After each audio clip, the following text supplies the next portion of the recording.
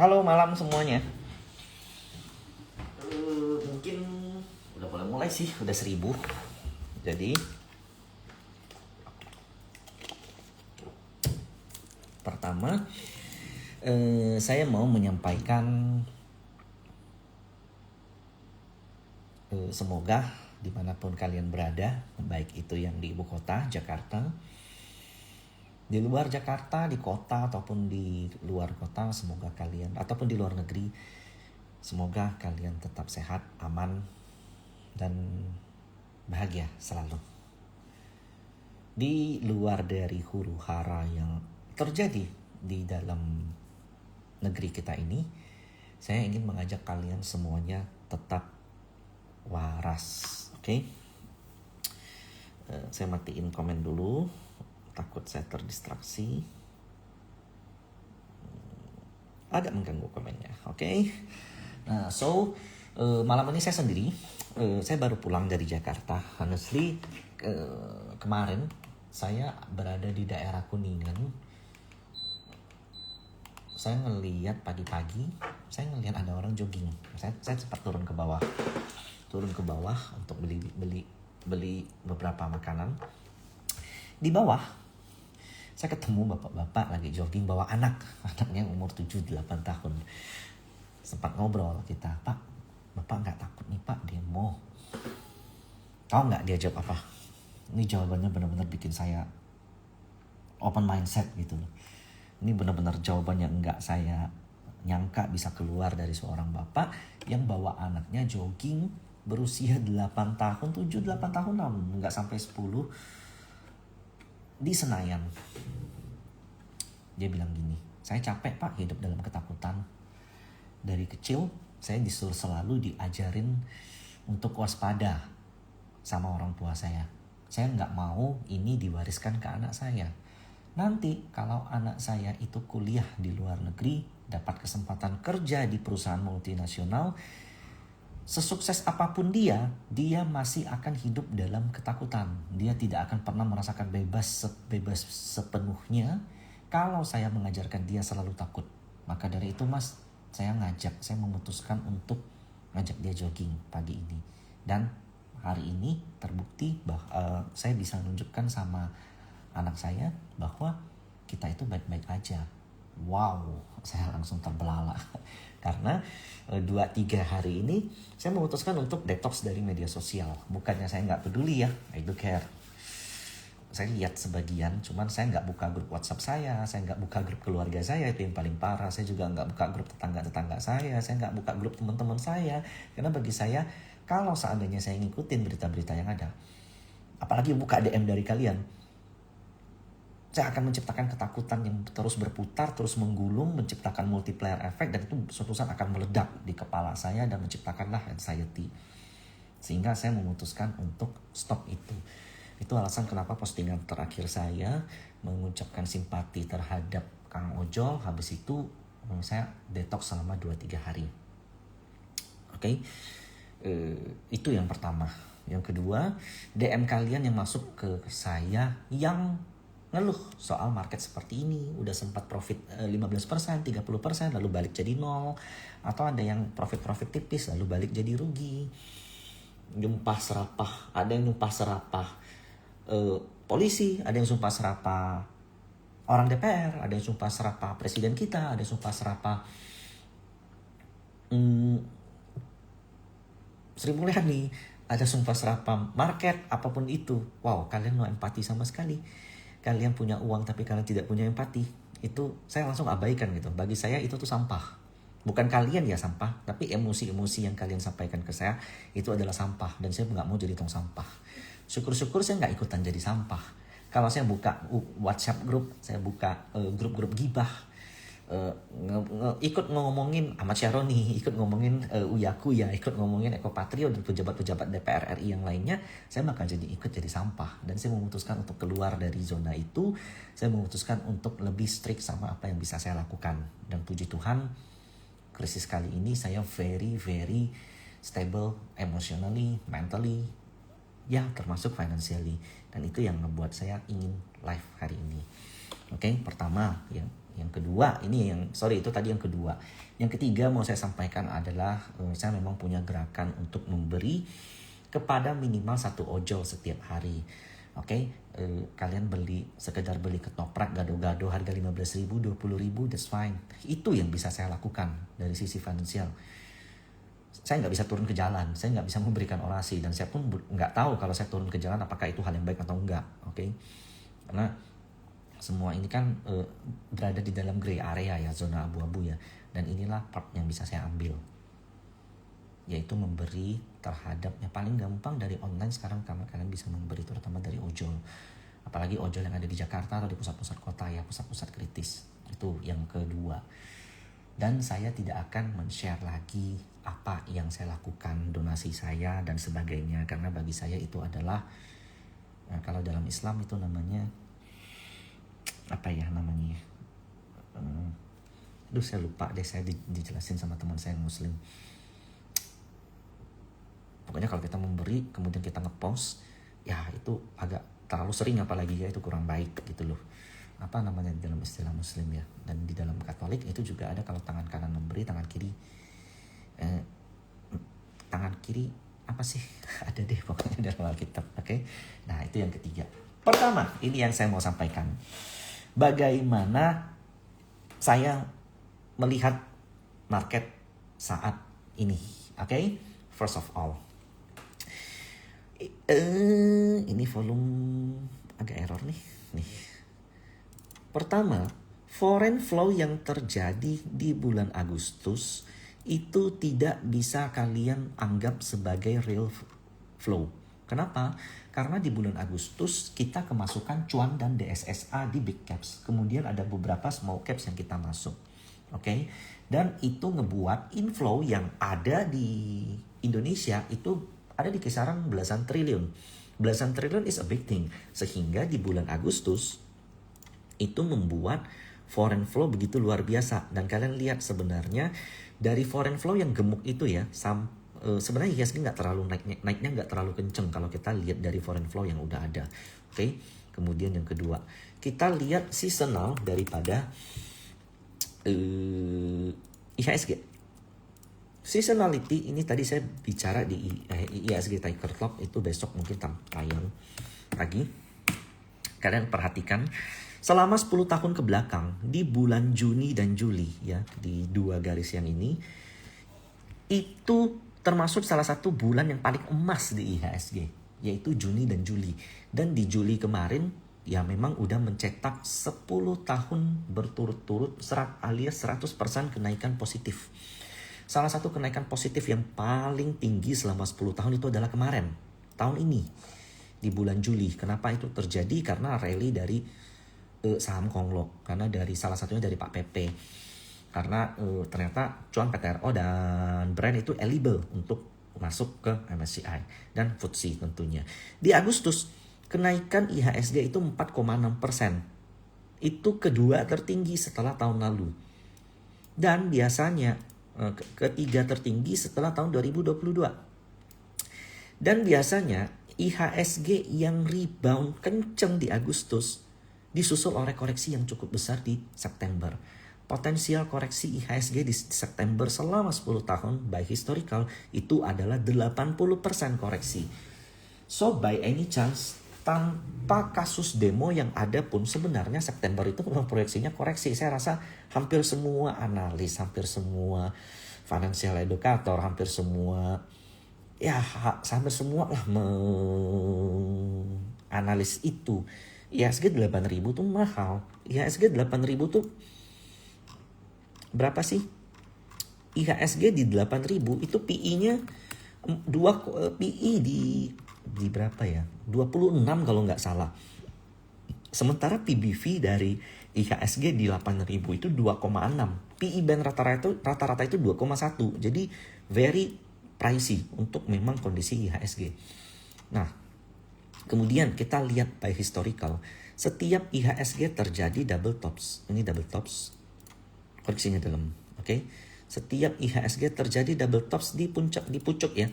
Ini majority IHSG yang double topsnya di pucuk. Nih double tops, koreksi dalam.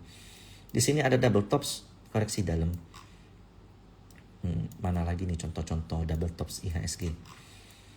Nah, di sini ada double tops. Habis itu koreksi dalam. Nah, this time is happen again. Ada double tops di IHSG. Cuman menariknya adalah double tops yang terjadi itu minor, kecil. Jadi saya melihat dan hari ini saya cukup happy karena semalam kita live di dalam grup pribadi. Ini saya berhasil karena tesis saya adalah koreksi kali ini tidak lebih dalam atau tidak lebih menakutkan dibanding koreksi yang terjadi di awal tahun. Di awal tahun saya sampai membuat pagar cash aja dulu, tapi di tahun ini enggak. Di kali ini enggak, sorry. Kenapa? Karena saya melihat potensi rebound dari IHSG cukup kuat. Yang pertama adalah ini IHSG punya satu demand yang cukup kuat itu di angka 6463.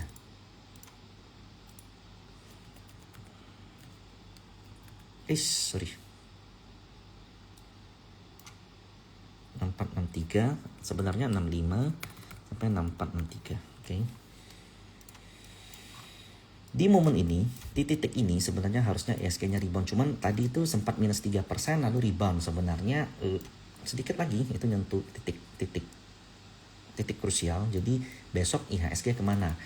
Sayangnya hari ini salah satu net foreign sale terbesar di IHSG. Net foreign sale-nya most likely di perbankan. Nah, so sorry, dari bulan lalu tuh banyak banget tuh yang DM ke saya nanya perbankan. Ya nggak sedikit juga yang ngehujat. Gimana tuh perbankan tuh? Tuh naik tuh, kata lu turun. Tuh naik tuh, kata lu turun. Tuh nggak suka perbankan kan tuh, lihat tuh naik. Nah, hari ini turun lagi. Bahkan udah mencapai BCA aja udah lower low. Bagi saya saat ini memang proksi utama saat ini ke depan, tahun depan ya, atau akhir tahun ini itu adalah cut rates. Kita lihat Jerome Powell selama 4 tahun ke belakang tidak pernah memberikan statement dovish ya. Dan baru kemarin sekitar bulan lalu dia memberikan sinyal bahwa mungkin sebentar lagi bakal ada cut rates. Analis konsensus di Bloomberg mengatakan 70% mengatakan bakal ada cut rates oleh the Fed sebesar 2 kali, 25, jadi 50 BPS. Sementara saat ini di Indonesia itu sudah 5% dan masih ada potensi untuk BI pangkas lagi. BI pangkas lagi kalau seandainya the Fed nggak pangkas itu bahayanya tuh di mana? Di currency. Kalau seandainya suku bunga kita rendah mendekati suku bunga the Fed, ngapain orang nabung di rupiah kan? Masih ada potensi demo. Sementara kalau di Amerika jauh lebih less risk. Government policy-nya, government risk-nya tuh lebih rendah. Policy risk-nya lebih rendah. Rakyat risk-nya juga lebih rendah. Itu alasan kenapa the Fed harus segera memangkas suku bunga untuk kita. Apakah akan terjadi dalam waktu dekat? Kalau kita melihat dari gayanya Powell sepertinya tidak, tapi most likely akan terjadi di tahun ini. Nah, so apa view saya soal market? Jika kalian ingin menabung untuk tahun depan, perbankan tuh jawabannya. Sensitive rate itu penting. Sensitive rate itu pilihan nomor 1. Sensitive rate itu perbankan, properti. Kita lihat kayak mungkin kita coba lihat Mother of all banks ya, BCA. Hari ini sebenarnya teman-teman ini sebenarnya kayak candle bagus ya. Open low kemudian terisi penuh. Menurut saya besok IHSG enggak minus lebih dari 1%, condong kuning mengarah ke hijau. Jadi saya melihat besok 70% potensial bullish atau technical rebound lah, nggak bisa dibilang bullish. Kemudian kita lihat BRI. Ini juga candle yang bagus. Ini kan double bottom, udah nyampe target, habis itu rebound di neckline. Sayangnya hari ini foreign net sell. Kemudian Bank BNI. Nah, ini juga masih sideways gitu aja. Ini juga termasuk bagus, rebound di support. Jadi ya ada potensi untuk dia ya mungkin besok nggak akan koreksi dalam-dalam lah di view saya. Nah, Bank Mandiri sebenarnya ini yang agak mengecewakan ya, karena ternyata government memutuskan untuk BRIS itu di take out dari Bank Mandiri. Sementara laba Bank Mandiri itu maybe 15% dapat dari BRIS. Jadi ya memang agak sedikit mengecewakan. Nah, itu alasan kenapa kita nggak pernah saat ini ya in the short term kita sama sekali nggak pernah ngelihat perbankan. Bahkan untuk yang punya perbankan banyak yang udah jual kemudian pindah dulu ke saham lain. Banyak yang udah dapat opportunity cost untuk dibalikin tuh udah gede banget. Tapi buat kalian yang nggak rela jual, titik belinya terlalu tinggi, punya emotionally in touch dengan perbankan, you must be more patient at least sampai tahun depan. Menurut saya bottom perbankan itu udah di daerah-daerah ini. Jadi nanti koreksi dari IHSG itu semestinya itu mampu ditahan sama perbankan, mampu nahan meskipun nggak naik. Alasannya kenapa? Karena first thing first, BPJS saat ini setahu saya ya, data yang saya punya ya, itu kalau saya salah boleh komen, BPJS itu kan punya equity 8%, saat ini tuh udah 8,5 atau 8,4 something. Kepala BPJS sendiri bilang dia mau naikkan equity sampai 20%. 20% dari 700 miliar itu 10% kita ambilnya, karena sebelumnya dia punya 8%. Kita ambil 10% aja. 10% dari 700 miliar itu 70 miliar. 70 miliar itu is a big thing. Bahkan lebih gede dari dana MSCI. Setengah dari MSCI kurang lebih. MSCI itu ada 100 billion dollar di Indonesia. Di IHSG itu kisaran 160 triliun. Ya kalau BPJS masuk setengahnya, 10%, itu that means bakal ada inflow yang cukup kuat. Makanya perbankan kita nahan. Ini kalau nggak ada BPJS sebenarnya perbankan kita ngaco nih. Nah itu kalian mesti bersyukur sebenarnya untuk perbankan. Oke? Jadi IHSG yang saya khawatirkan adalah itu ada pola head and shoulders. Kalau ini kejadian, nah itu agak berat ya. Agak berat kalau ini kejadian. Tapi so far saya belum melihat ini. Karena kalau ini kejadian ya IHSG bisa balik ke 6.800 tuh. Nutup semua gap-gap yang ada di sini. Di sini kan banyak banget gap. Ada 1, 2, 3, 4, 5. Ini udah ketutupnya. Masih ada 4 gap di bawah yang belum ditutup. Kalau ini kejadian maka itu mesti bersiap-siap. Tapi so far saya tidak melihat itu. So far saya melihat IHSG ada potensi ke 7.800 sampai 7.858. Oke, nah honestly saya kurang melihat IHSG saat ini karena DCII naik ya dia bisa ikut naik. Kalaupun dia turun, kalau sahamnya bagus ya nothing problem. Jadi for me IHSG akan bertahan di 65 sampai 6463. Ini adalah support IHSG. Setiap IHSG menyentuh areal-areal ini ya tadi kan hampir kena ya 7547, itu ada potensi rebound yang cukup gede. Makanya tadi minus 3% sampai minus 1,2% closing. Itu naik lebih dari 50% loh. Bahkan dengan saat ini posisi net foreign sale itu 2,6 triliun kalau nggak salah. Salah satu net foreign sale terbesar sepanjang tahun itu adalah tahun ini. Itulah hari ini. Dan itu make sense. Kenapa? Karena lihat aja berita asing ngeberitain demo di Indonesia gimana. Nah, oke, tadi saya udah bahas perbankan. Sebenarnya ada satu nih, BTN tuh di antara semua perbankan saya paling suka BTN. Kalian lihat ya, hari ini even asingnya nampung loh. BK cuma jual sedikit, KZ-nya nampung. Ngelihat BTN sendiri saat ini konsolnya cukup baik. Nah, ini ada potensial cup and handle.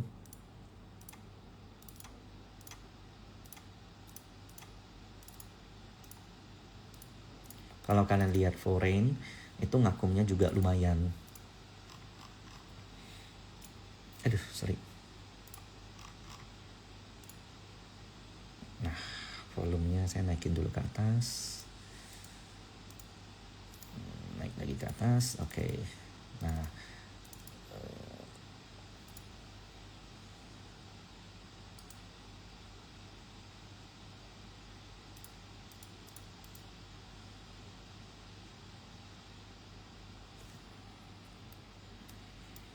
ini potensial untuk BTN. Apalagi kalau seandainya the Fed terus melanjutkan cut rates, maka ya sensitive rate kayak BTN. Kenapa sensitif? Karena BTN itu kan bank kecil ya.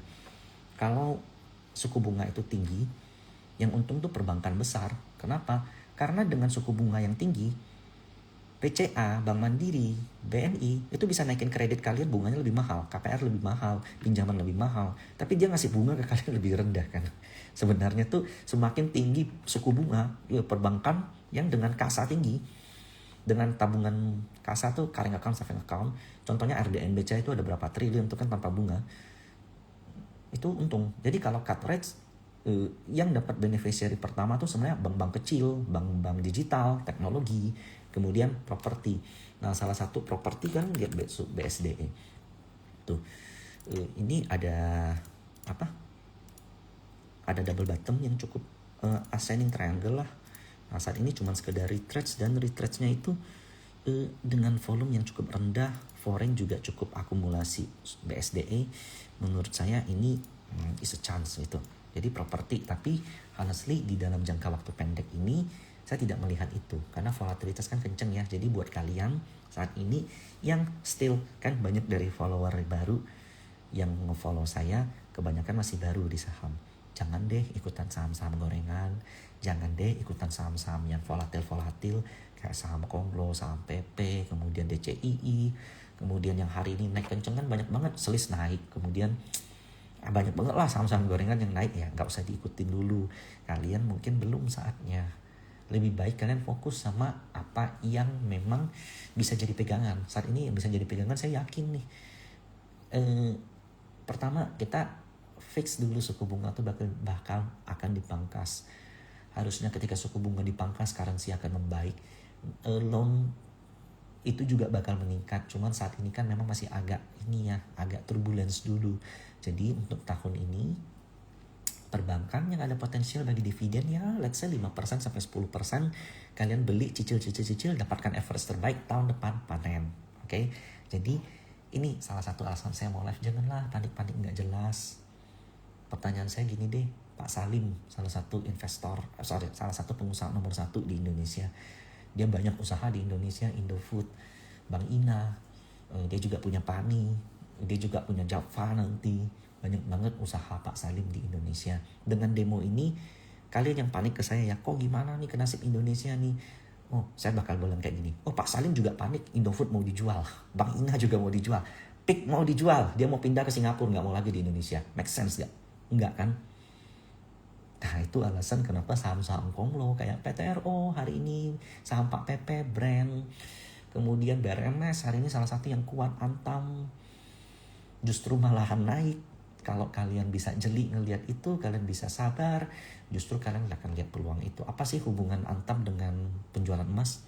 Ya mungkin, apa sih hubungan demo dengan harga emas? Mungkin hampir nggak ada ya. Nah itu alasan kenapa hari ini Antam itu salah satu net foreign buy tergede. Kalian lihat hari ini BKZP yang beli, ada CC juga. CC-nya foreign atau lokal ya? Sepertinya lokal.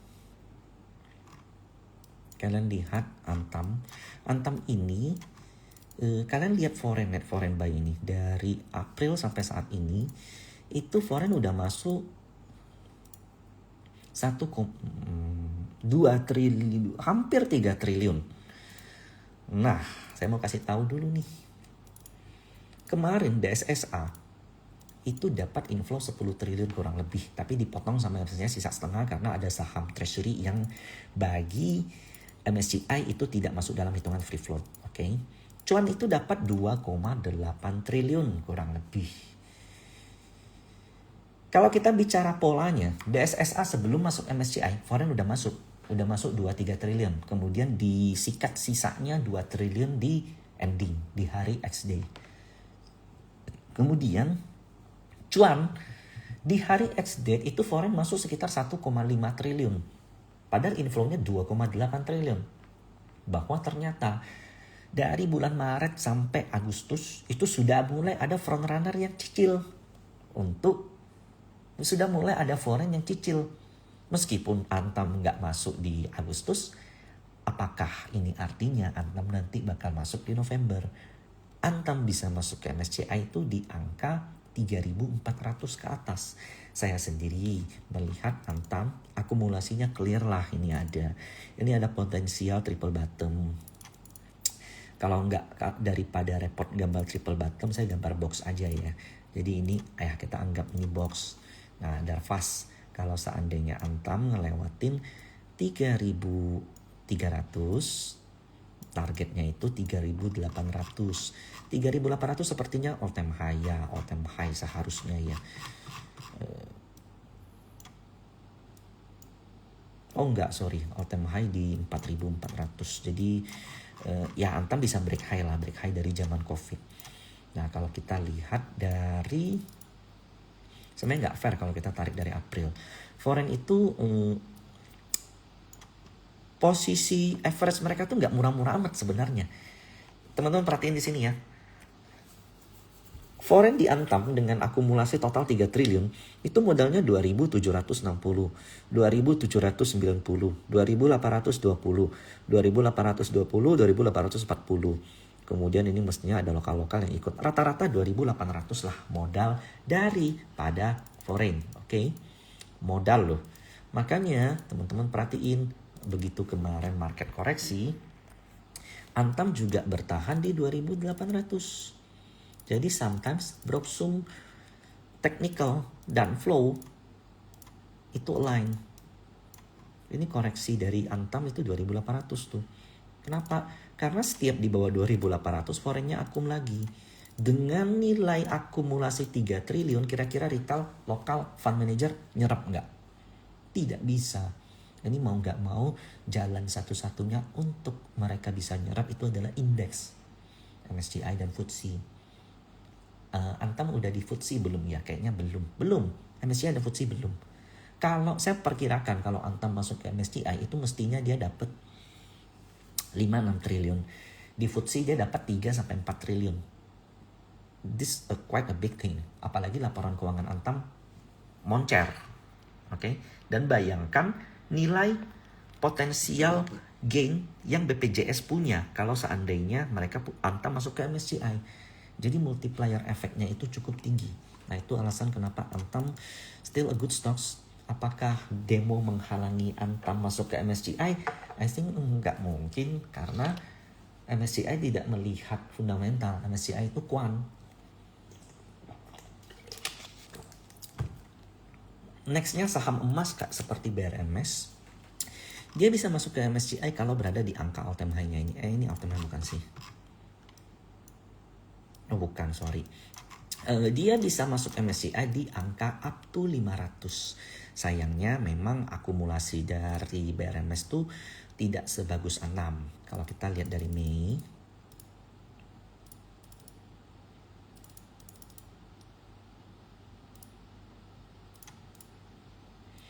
Nah, ini tuh ada lokal yang keluar cukup gede deh.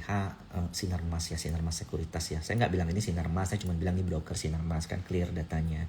AK tuh ada jual, ada beli juga. RF intinya musuhnya BRMS untuk masuk ke MSCI itu cukup gede. Nah, tapi foreignnya juga lumayan ada. Nah, saya melihat BRMS kalau dia berhasil close di atas 500 dan berada di atas 500 selama observation period di November, berarti observation periodnya Oktober, dia bisa masuk ke MSCI meskipun akumulasinya nggak terlalu gede. Tapi ini gold stocks yang menurut saya ya tidak ada potensi, tidak ada korelasinya dengan demo. Oke. Lalu ada MDKA termasuk gold stocks meskipun dia juga ada nikel, dia juga ada dia juga ada apa tuh satu tuh masih lupa, emas, copper, nikel ya. MDKA juga termasuk salah satu top stock saya. Kenapa? Karena dia keluar dari MSCI di sini nih.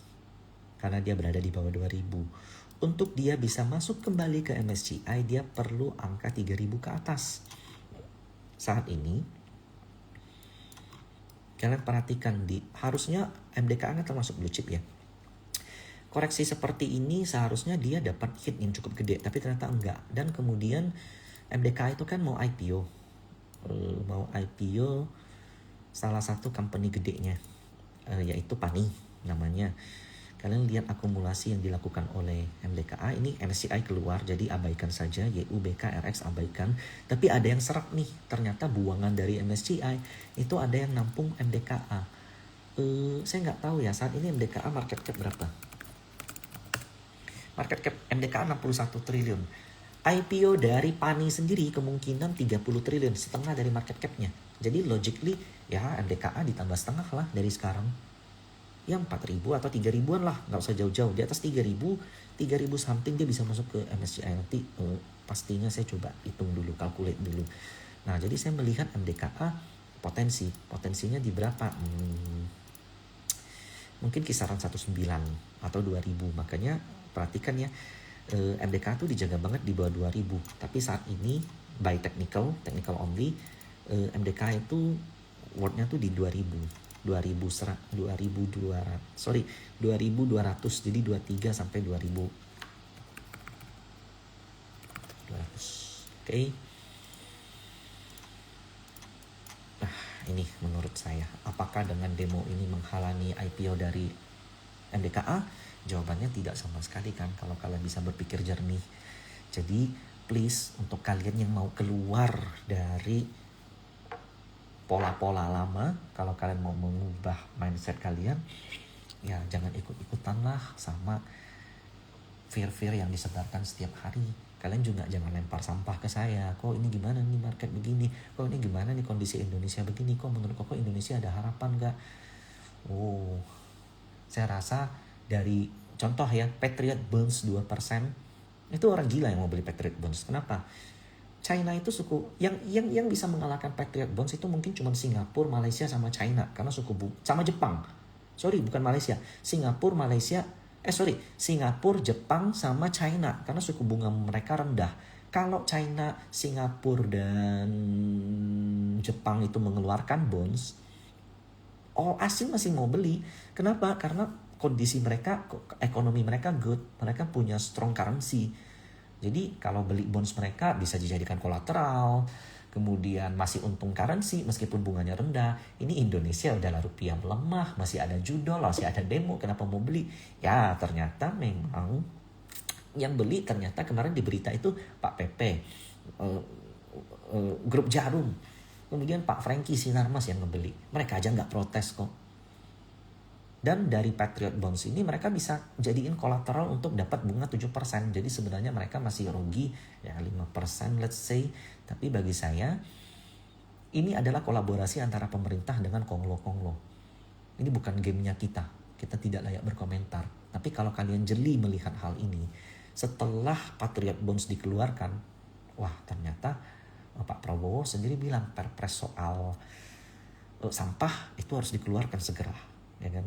Kemudian ada JAR juga yang ya seperti itulah. Jadi kalian saat ini ya untuk mendapatkan peluang di stock market itu jauh lebih gede daripada 1 tahun lalu, 2 tahun lalu, dan 3 tahun lalu.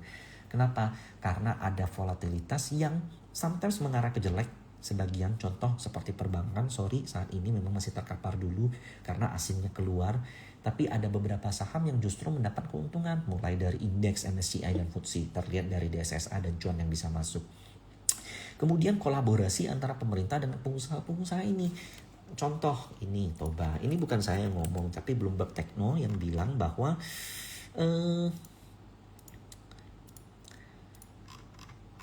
ada nama konglomerat di perusahaan Toba, tapi konglomeratnya siapa dia nggak bilang. Nah kemudian kalian lihat nih, Toba ini kan dirumorkan akan mendapat keuntungan dari pengelolaan sampah Bantar Gerbang, oke? Kalau kita lihat dari Juni, ada ini LG ada yang keluar. Menurut saya make sense karena kan masih kalau nggak salah kan Pak Pandu memang harus menghabiskan porsi sahamnya di Toba ya, karena bisa konflik of interest. Kemudian foreignnya masuk tipis-tipis tuh. Ini XL nih hebat nih, retail Stockbit bisa dapat di bawah 1000 semua. Saat ini mah udah cuma 20% kurang lebih ya. Cuman sayangnya by MACD ya kenaikannya udah mulai melemah. Nah bagi saya Toba kalau koreksi is a chance. Kalau kalian yang biasa pakai MACD harusnya kalian tahu tuh. Koreksi Toba bahkan berpeluang hingga sampai di bawah 1000. Dan bahkan di bawah 1000 still worth to buy. Kalian harus lihat tahu loh, Toba itu dari 300 ke 1200 loh. 4 bagger. Pani kalah sama dia. Kalau kita lihat dari tahun ini.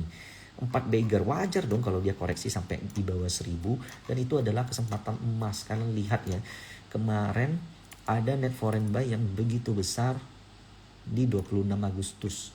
26 Agustus Toba itu AK kalau nggak, iya AK beli 87, ya ini total 100-an miliar lah untuk saham Toba. Di average mereka 1.300, saat ini mereka rugi loh. Dan saya cukup percaya seandainya Toba sentuh 1.000 mereka bakal mengakumulasi lagi seperti Antam, seperti yang terjadi di saham-saham Pak Pepe kemarin. Karena foreign itu 100 miliar bagi foreign kecil lah. Untuk Antam aja mereka masuk 3 triliun. Sorry, narasi barusan bukan bilang Toba lebih gede dari Antam ya, tapi maksud saya bagi foreign dana bahkan DSS aja mereka bisa masuk 5 triliun dan itu masih normal. Jadi saya mengajak kalian untuk berpikir jernih. Pengaruh antara demo itu tidak merubah fundamental. Mungkin mempengaruhi sentimen, mempengaruhi emosi, mempengaruhi keputusan, sehingga itu mempengaruhi harga saham dalam jangka pendek. Tapi di dalam jangka panjang, apakah Pak Pepe batal membeli Patriot Bonds karena demo kemarin? Apakah Mr. Salim bakal menjual semua bisnisnya pindah ke Singapura? Apakah Pak Aguan akan menghentikan proyek PIK karena demo kemarin? Atau apakah Sinarmas bakal menghentikan produksi pulp and papernya? Apakah Sinarmas bakal menghentikan semua kegiatan perbankannya? Sinarmas Finance, Sinarmas Banks itu bakal dihentikan. Wah ini karena demo, kami takut. Wah ini Indonesia ekonomi gelap. Kita jual semua, kita pindah ke Singapura. Bisa-bisa aja kan. Tapi kenapa dia nggak berpikiran seperti itu? Dia jauh lebih kaya dari kalian. Itu karena kalian hidup di dalam kepanikan. Kalian hidup di dalam, ini bukan salah kita juga. Ini warisan dari orang tua kita. Saya juga hari ini ngomelin mama saya, hati-hati jangan kemana-mana. Aduh, aku capek hidup dalam ketakutan. Bukannya saya nantang ya, tapi kalau nanti kita bisa hidup di dalam serba kenyamanan pun, semuanya ada, serba safety pun, kita tetap bakal nggak tenang. Karena tubuh kita itu didesain nanti kalau saatnya semuanya udah fine, semuanya udah bagus, kalian bakal ngomong kayak gini, ya tahu itu gue beli. Atau enggak kalian bakal ngomong gini, siapa yang tahu bakal pulih. Ya kan? Siapa yang tahu itu kemarin bottom? Mana? Siapa tahu bisa koreksi lagi? Itu tipikal orang denial. Karena hidup kalian tuh survival. Kalau kalian baca bukunya Theoderic ya, From Zero to Survive, itu bagus banget. Tapi saya pengen nih, kalau saya punya kemampuan, saya pengen buat buku baru. From Survive to Create. Daripada kalian habiskan energi kalian untuk ngelihat fear atau ngebalas ikut menjadi sampah, ngebahas fear-fear yang ada, lebih baik kalian ubah ketakutan kalian dengan coba deh cari harta karun di stock market. Atau apapun skill kalian tuangkan jadi karya. From survive to create. Jadi ada satu literatur nih, science yang menyatakan bahwa ketika manusia berada hidup dalam ancaman, itu amigdalanya tuh aktif, prefrontal cortexnya rendah, sehingga dia tidak bisa berpikir logis. Dan itu yang saya pengen ngajak kalian. Salah satunya kayak kalian sedekah deh ke abang Gojek, beli nasi, kasih 5.000 rupiah, itu udah cukup banget. Nah itu salah satu cara untuk berpikir jernih, berpikir dari clarity, berpikir secara penuh, bukan ikut-ikut panik seperti ini. Nanti ya kalau seandainya let's say selama 1-2-3 minggu ke depan market koreksi lalu kemudian pulih, siapa yang tahu bakal pulih, ujung-ujung kalian ngulangin pattern yang sama. Jadi this life saya ngomong, bagi saya market is good. Koreksi, yes koreksi. Tapi untuk saham stock seperti ya saham-saham yang saya sebutkan barusan, contoh ya, next lagi saya buka INKP. INKP sama, keluar dari MSCI di Maret ya. April ini ya, di sinilah Maret di sini. Koreksi sebentar, setelah itu rebound. Kalian lihat INKP sebenarnya ya foreign kumpulin dikit-dikit, tapi kalau kita tarik ke belakang, DH itu Sinarmas Sekuritas itu sendiri akum INKP udah hampir 1 triliun total yang saya perhatikan di sini. Barang-barang foreign yang sell itu cuma 300-400 triliun setengahnya. Dan 1 triliun ini hanya akan bisa terserap di berapa? Ya hanya di MSCI menurut saya. Kalaupun enggak, ya bagi saya INKP itu di atas 10.000 bisa masuk. Dan dia ada potensial inverted and shoulders. Apakah INKP bakal menghentikan produksinya pabriknya hanya karena demo ini? I don't think so. Kalian perhatikan ya, INKP close di 7.850, open low kemudian tutup. Ini candle bullish banget. Kemudian kalian lihat dari awal tahun sampai sekarang nilai akum mereka tuh 6.300, 6.700. Jadi tadi itu nyentuh hampir 7.000, mereka tarik lagi. Dan bahkan saya lihatnya di bawah 7.000 sampai ke titik ini 6.750 itu masih fine. Nah, oke. 78 ke 65 itu berapa?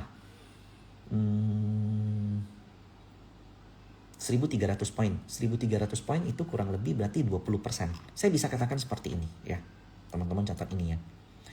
Di momen seperti ini biasanya koreksi saham maksimal itu 30%. Untuk saham-saham volatil bisa sampai 50%. Jadi untuk saham yang memang akumulasinya sudah ada, untuk saham yang memang kita tahu fundamentalnya mau kemana, untuk saham yang memang dijaga sama ownernya, kalau dia terkoreksi 30%, itu adalah a big opportunity to buy. Saya katakan ini di grup saya kemarin. Permasalahannya cuma satu. Di angka berapa kita bisa nggak kena stop loss? Di angka berapa mental kita aman? Kalian punya uang 100 juta, hilang 20 juta kalian takut. So, jangan masuk lebih daripada, kalau 30% dari 100 juta, itu kan 30 juta. So, kalian masuknya 80 juta maksimal. Dan 80 juta ini akan jauh lebih baik kalau kalian cicil. Koreksi cicil lagi. Nggak usah dijual beli capek. Koreksi 7%, 8%, beli cicil. Besok koreksi lagi, oh tenang cicil lagi. Toh kalian punya uang yang money management yang bagus kok.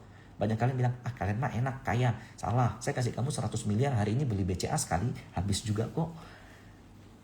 Jadi ini bukan soal seberapa banyak uang kita, seberapa banyak kita bisa cairin tabungan, cairin deposito, jual rumah, jual mobil, tapi seberapa handal kita menanganin emosi kita. Warren Buffett pernah bilang, kalau kalian nggak bisa ngontrol emosi kalian, jangan harap bisa mengontrol uang kalian. Dan honestly, sayangnya saya harus sampaikan bahwa tidak semua saham yang kalian beli bakal rebound. Nah ini malam ini salah satu yang saya pengen kasih lihat gitu loh. Nah ini BRMS tadi udah ya, soal gold, commodity. Kemudian tadi INKP ya, Tekin juga termasuk. Mungkin selanjutnya tuh saham konglo kayak PANI. PMHETD PANI yang kemarin bikin heboh, yang sempat PANI-nya sempat terkoreksi, menurut saya itu just a normal thing, karena itu itu PP yang terjadi di tahun lalu, sisanya itu dilakukan di bulan kemarin. Itu tidak menjustifikasi bahwa RI-nya PANI itu gagal. Ini saya hapus dulu, ini saya cuma bercanda nih kemarin. Nah, sementara untuk PANI ini clear ada foreign akum, dan PANI sendiri saya lihat cukup menarik. Ini salah satu yang jadi top bagi saya, karena ternyata koreksi kemarin memang ada big player jualan, tapi dia mulai akum tuh kalau nggak salah ya. Hari ini aja bagus tuh, CC beli. Ya, CC ini biasanya salah satu konglo sih yang make. Bener atau enggak ya, tahu sama tahu aja lah. RF yang kemarin banting, dia mulai buyback juga, gilanya 15.000. Jadi bagi saya 15.000 until 14.000 atau 13.500 is a buy. Semalam saya live, saya bilang dengan clear di grup saya, 15.000 ke bawah PANI buy. Iya, langsung dikasih. Oke, target untuk PANI ya ini mesti tanya ke Andre Hakim, right isunya di berapa. PP kemarin tidak menjustifikasi right isunya gagal, tapi bagi saya PANI ini di bawah 15.000 menarik. Bahkan sebenarnya by technical PANI itu sampai ke ini nih, ke 12.300 atau 12.500 itu juga masih baik. Nah kalian coba hitung deh, 15.000 ke 12.500 itu adalah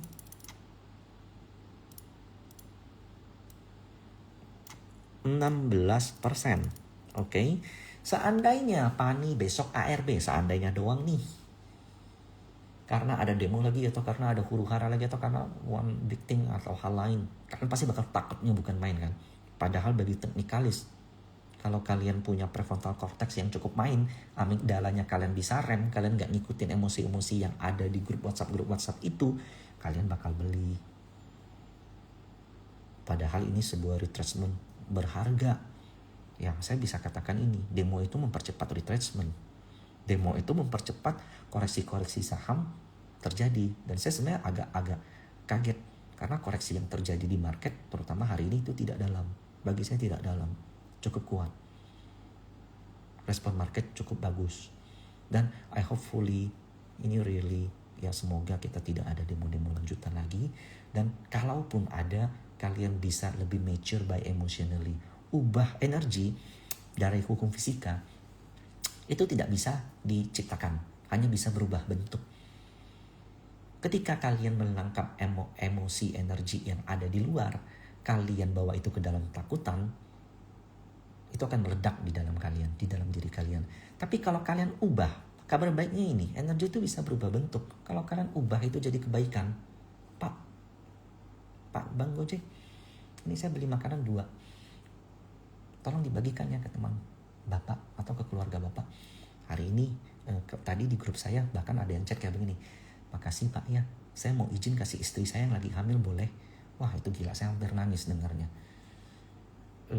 Itu energi ketakutan itu seketika berubah jadi berkah. Ketika lu jadi berkah, kalian kirim sinyal ke semesta. Kalian lakukan itu 2-3 kali atau 1 bulan berturut-turut, percaya saya. Hukum fisika itu gak pernah bohong. Hukum semesta itu gak pernah bohong. Hal-hal baik akan datang ke kalian. Kalau kalian yang saat ini takut-takut jelek-jelekin pemerintah, hujat-hujat pejabat-pejabat kita, nanti 1 tahun lagi, 3 bulan lagi, 6 bulan lagi, mungkin hal jelek akan datang ke kalian. Karena kita men-tracking, kita menarik apa yang kita pikirkan. Oke, sorry sedikit itu. Sorry saya agak kebelablasan. Next itu saham Pak PP ya. Jadi Konglo kan kita udah bahas nih. Sinarmas udah. MDKA itu dari Thohir-Thohiran juga udah. Pak PP yang belum. Nah mungkin salah satu yang paling hot itu brand ya. Tadi kan saya udah bahas tentang frontrunner daripada MSCI. Kita lihat dari 22 Juli. 1 Juli deh. Waduh, foreign itu akum udah almost 1 trillion. 1 triliun sudah hampir di akum. Di angka 83 atau 82. Kita ambil paling rendah 83 deh. Nah, brand even koreksi sampai 8.000 pun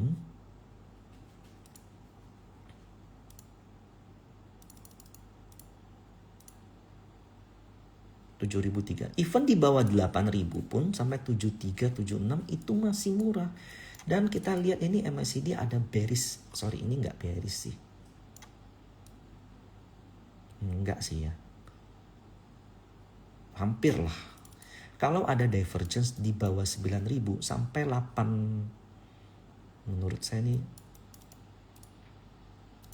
Ini kan 8. Sorry ya. Ini 83 deh. 84 deh. Oke. Atau 85 lah. 8.500 ke 7.000 itu berapa sih? 1.500 poin. Oke. Sekarang kita buat kalkulator. 8.500 dikurang 7.000. 1.500 dibagi 8.500 di sorry. 8.500 dikurang 7.000 dibagi 8.500 dikali 100, maka ada potensi, bukan ada potensi, brand pun kalau koreksi 17% itu baru balik average foreign yang kemarin, baru balik average foreign yang kemarin mulai front runner di brand. Brand kalau masuk MSCI dia mesti ngelewatin yang ini 10.000 ke atas. Kalau seandainya brand nggak masuk di November, dia juga masih bisa masuk yang di Maret. Jadi if you using your logic, demo itu tidak ada pengaruhnya dengan bisnis brand, itu satu. Yang kedua, asing yang saat ini sudah akumulasi hampir 1 triliun atau sekitar 1 triliun. Kalau dikasih modal mereka lagi, mereka senangnya bukan main average murah. Karena kalau mereka masuk MSCI, at least mereka dapat 5 triliun atau 4 atau 5. So this is an opportunity. Kalau kalian bisa, satu, ya kalian mesti punya cash. Yang kedua, setelah punya cash mesti bisa punya money management. Karena kalau besok kalian saya pinjemin kalian 1 miliar, kalian pinjol 1 miliar, contoh, atau dapat pinjaman 1 miliar, kalian beli minus 15%, hilang 150 juta floating loss, kalian panik, cut loss, habis itu terbang, sama aja. Oke, itu. Kemudian ada, menurut saya cukup menarik tuh PTRO. Saat ini dia berada dalam ini saya hapus nih biar nggak bias nih. Dia berada dalam konsolidasi yang cukup besar. Ini mirip dengan PANI saat di 5.000. Nah, kalian lihat nih, konsolidasi PANI di 5.000 itu dari Desember sampai Agustus. Setengah tahun dia konsolidasi kemudian break kenceng, oke? Nah, apakah akan sama dengan PTRO? Saya tidak tahu, tapi potensinya ya ini dari Januari sampai Agustus juga. Oke, udah 6 bulan nih kurang lebih nih. Apakah sebentar lagi break? Kalau kita lihat foreign yang akum dari Juli sampai Juli, ya ini ada SS, Supra Sekuritas, ada ZP, ada RF, ada AK, kakap semua. Average-nya berapa sih? 36, bos. Makanya setiap di bawah 36 itu PTRO ada mantul-mantul dikit. Mungkin nggak mereka cut loss? Mungkin aja. Mungkin nggak ini double top lalu koreksi? Mungkin juga. Bukan nggak ada yang nggak mungkin. Nah, kalau ini double top sampai ke 2.800, 37 ke 28 itu berapa?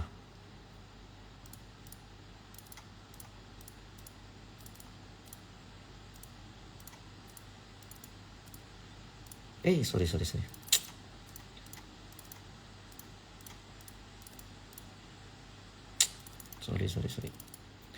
37 kurang 2.800 dibagi 3.700, maka ada potensial downside. Bukan, kalaupun PTRO koreksi 25%, itu a very high chance to buy sebenarnya.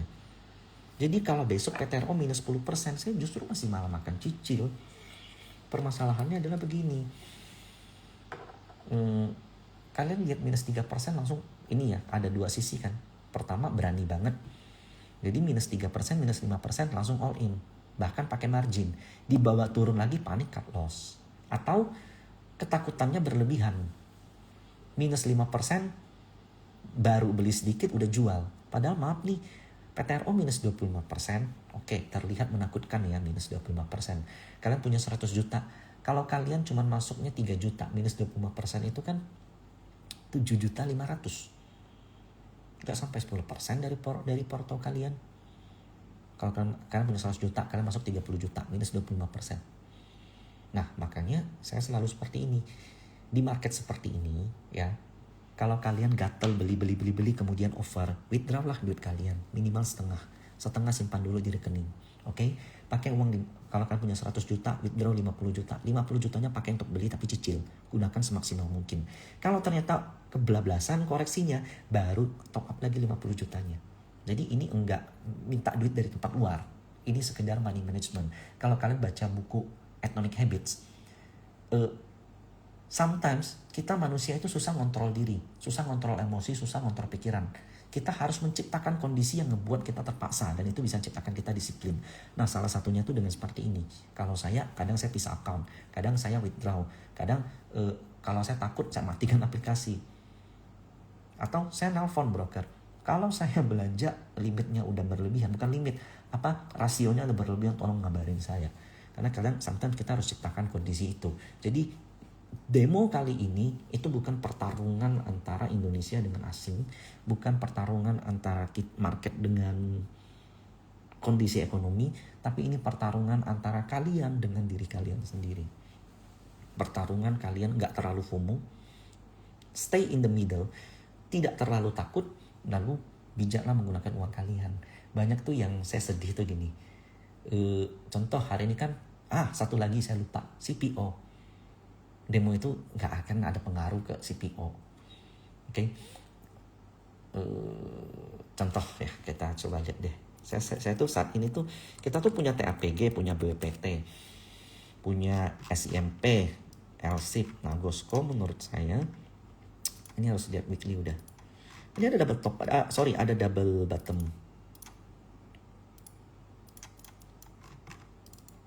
Nah, foreign selama dari Juni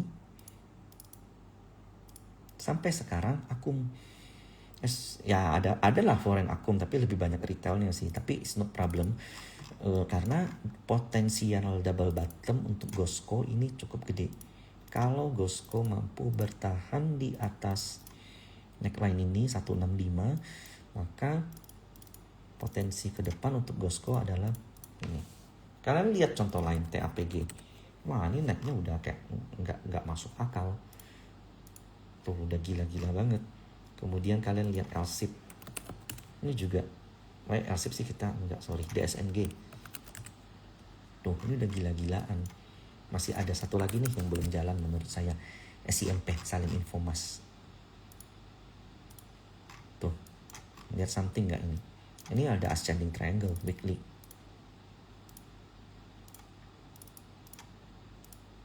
Akumnya ada nggak? Ya lumayan ada. Volumenya juga meningkat nih. Ini potensial reversal. Nah, jadi ini final ya. Saya nggak bahas saham lebih lanjut lagi. Sebenarnya saya masih ada sekitar 5 atau 6 saham yang potensial. Tapi janganlah. Pertama, ini ujian buat kalian nih. Saya anggap ini kelas. Saya anggap ini, kalau kelas ini kalian harus bayar mahal nih. Karena kalian kelas itu mungkin bisa ngasih kalian ilmu, pengetahuan, teori. Kalau kalian nggak praktek, kalian bakal lupa. Tapi dengan mempraktekkan langsung uang kalian melibatkan emosi kalian ke dalam market, dan kalian mengontrol itu, kalian akan terlibat sehingga kalian akan paham dan mengerti. Jadi ini jangan dilewatkan kesempatan ini. Saya nggak bilang impulsif buying, saya cuma bilang kontrol kalian punya uang. Kalau kalian takut sama potensial koreksi yang saya bilang 20%, biasanya tuh maksimal 30%. Di atas 10% saya udah mulai cicil-cicil tuh biasanya tuh. Di atas 5 juga udah mulai cicil. Yang paling bahaya tuh gini. Kalian nggak beli sahamnya. Takut pas minus 7%. Tahu-tahu sesi 1 udah mau hijau. Kemudian beli. Banyak kan dari kalian yang seperti itu. Saham ABCD. Ini bagus nih. Open minus 7%. Takut. Nggak berani. Sesi 1 plus 1%. Lalu kalian beli tuh plus 1%. Yang beli di bawah jualan. Closingnya minus 3%. Ujung-ujung kalian cut loss. Sering kan kayak gitu. Itu kenapa sih? Kenapa kalian harus merasa tertinggal di saat orang lain naik? Stay on your path. Setiap orang punya jalurnya. Kalau seandainya setiap saham yang naik kalian harus kejar, itu artinya kalian nggak mau kalah dari orang lain. Itu artinya kalian nggak ridho ngelihat orang lain punya rezeki. Sifat-sifat seperti ini dibenci semesta. Kalian kirim sinyal keluar bahwa semua uang harus milikku. Orang lain kaya, aku juga harus dapat uang. Orang lain berhasil, aku juga harus dapat. Itu sifat yang justru dijauhin semesta. Sometimes bukan masalah saham. Kita bisa di saham yang sama tapi hasilnya tuh bisa berbeda. Wadah kalian tuh belum cukup besar untuk menampung rezeki. Wadah kalian belum cukup besar untuk menangkap sinyal yang diberikan, peluang yang diberikan semesta. Makanya sometimes orang miskin tuh makin miskin. Kenapa? Semua peluang dianggap ancaman. Tapi semua ancaman dianggap peluang. Sementara orang kaya bisa melihat opportunity dari itu karena dia tenang. Nah, so ini PR kita semua untuk kalian bisa kontrol money management kalian, kontrol emosi kalian, kemudian sahamnya saya sudah bilang ke depan. Kalau salah, saya minta maaf. Kalian boleh DM saya kalau seandainya saham yang saya share itu mungkin supportnya jebol, atau ternyata ada distribusi, atau kalian khawatir, kalian boleh DM saya. Sebisa mungkin saya bakal balas. Kenapa saya live malam ini? I want to giving, this is my clarity, this is my vision. Dan kalau seandainya kalian berhasil ngelewatin momen ini dengan baik, saya anggap ya di September ini kita koreksi, Oktober kalian bisa panen. Please don't forget to give. Jangan ke saya, tapi ke orang-orang di sekitar kalian. Selamat malam semuanya dan terima kasih.